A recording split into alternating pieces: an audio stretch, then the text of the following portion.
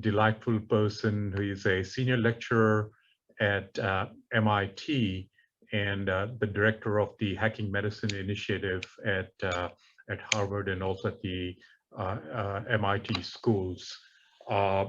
Zen is a very practical, being a business school professor, very practical person. He is more concerned about taking innovation from ideation to product. So I've asked him to come and share a few of his thoughts of how we could create a framework for these capstone projects that will be the focus of our upcoming mHealth Institute. Zen, you are around? Yes. Wonderful. All right. Take it from here. Vivek and team, thank you so much. This is a stellar group, and I'm delighted to present some of our rather pedestrian ideas. But let's see. Can everyone see the screen? Yes. Okay, fantastic. So my name is Zen Chu. I am a practitioner. I'm really an entrepreneur and investor in digital health and mobile health.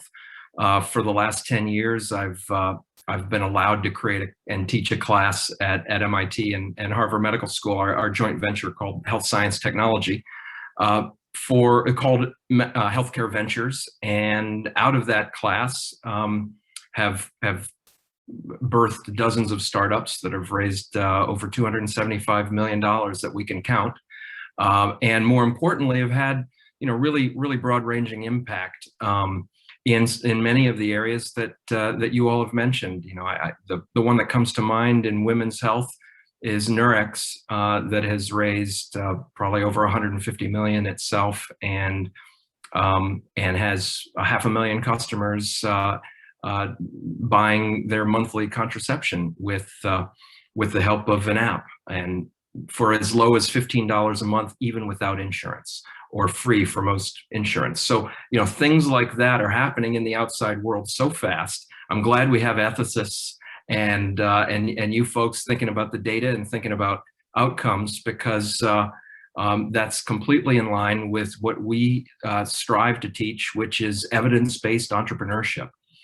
And we use, we love an equation at MIT that impact is invention times commercialization. And if either one of those is zero, if you don't have commercialization, we feel like the impact is probably pretty close to zero. And so it's really about translation.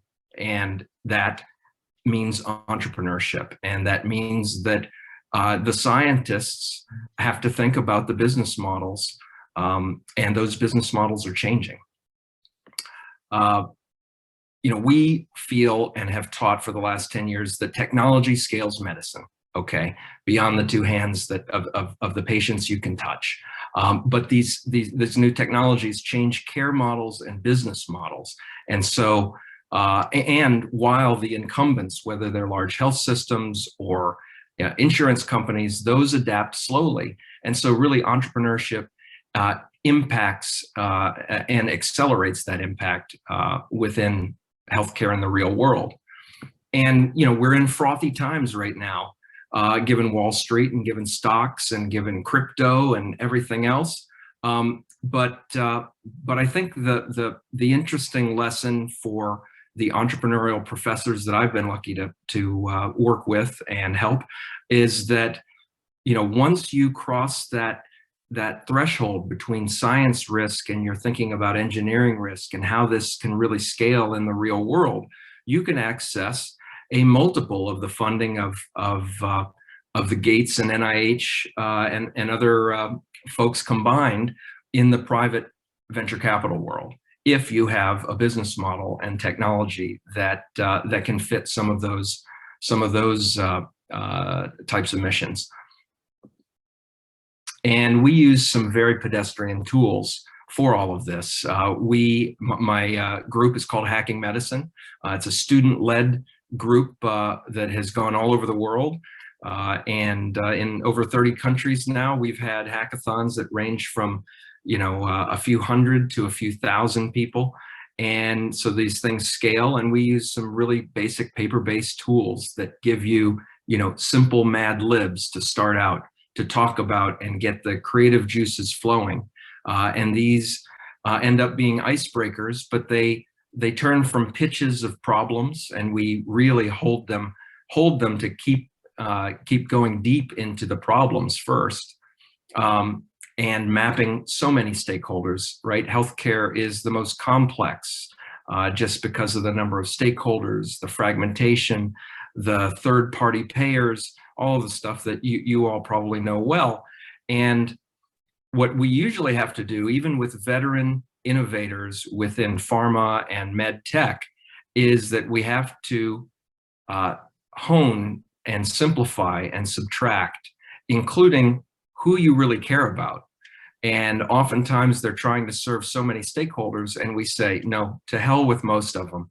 Choose the one or two that you really care about. And hopefully one of them's the patient. And that ends up unlocking a lot of different business models, and and you end up designing completely different features and products when you do it in a patient-centric way. We use an elevator pitch template throughout the course of the entire graduate course over a semester. You're really building this pitch from the first day of introductions of, I'm a physician and I care about, PCOS or some other particular disease, to my goal is to improve these things. And we get down to starting to hone and focus in on the specific segments that should be the early adopters that we want to target it to as the first patients or first market segments to attack. And you hope that they have a strategy behind that for why that should be first. And we've taken some of the inspiration from business model canvases, but we made a specific one. And I've provided these PDFs so that you can all have them if they're useful, including some other paper tools. But a one-page business model that literally can walk you through who pays how much, who are your prescribers and influencers, how do you get activation, how do you retain. So many of the business models kind of fall apart because it's a one-time use in healthcare. And the question is, how can you stretch that out? How can you make sure that you're continuing to engage patients, give them something of value, and create long-term value? And then we have some techniques that we've found for scaling medicine that went into the design of PillPack and Biometrics and a number of other companies that have sold or raised a lot of money, de-skilling complex diagnoses and treatments, creating new experiences, new processes, changing the place where care is delivered, finding new capacity for providers, different types of providers, lay people, or obviously the patient themselves, and then patient engagement and self-service. So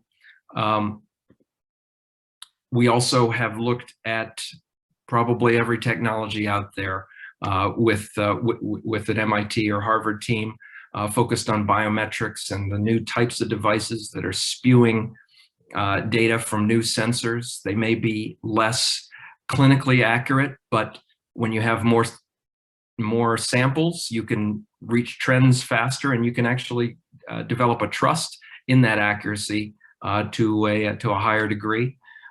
Connected devices, skinnable devices, where it's you get one FDA approval and you can skin it by software for multiple clients and multiple different types of experiences. You can create companion apps for for pharma and pill plus models. You can redesign care models. You can redesign experiences. And you can give algorithmic care like Nurex is doing, where you can do that overseen, with exceptions overseen by a clinician, but asynchronously, algorithmically, and that changes the care model, and it drastically reduces the cost of giving responsible care. And then the whole notion of digiceuticals and the fact that some of these digital tools are performing as good or better than actual new drugs. And so the combination of those things becomes really important to increase your efficacy and improve your outcomes.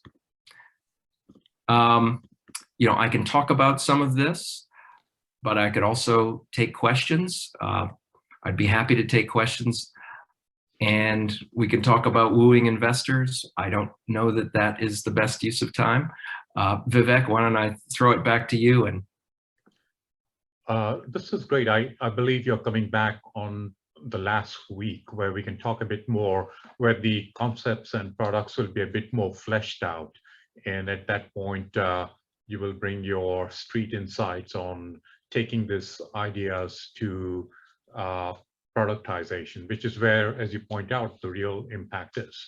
I believe you have shared with us some of your PDF documents, and what we will be doing is we'll be uploading it to the resources part of our web platform, and scholars and teams can go and select the ones that become part of their swag bags. So great. Is there any structure, any challenges you see when you have your hackathons at MIT? Oh, well, you know, it is organized chaos. And the beautiful thing, though, is that magic comes out of that cognitive diversity and set of deadlines, and just smart people around a table talking and going deep about a problem and getting cross-pollinated very quickly with multiple types of clinicians or multiple types of scientists and engineers, and realizing that, oh, that's just a capacity utilization problem, and we've got algorithms for that. So I can't wait to see what comes out of the teams and revisit this later. In the interim, you know, people should feel free to reach out to me if I can be of help to the teams as you storm and norm. Wonderful, thank you, Zen. I think we have that storming and norming initiated inside of our sandboxes. There are 3 of them. But they are mentored, organized chaos. We don't celebrate chaos for chaos' sake. but we do. Yeah, your target is also younger, you know, undergrads. The Young Turks, yes. That is true. Any of the scholars have any comments or questions for Zen? We'll be bringing him back at a later stage. No problem. Great. Nice to see everybody. Yeah, thank you. So it's been a long day, but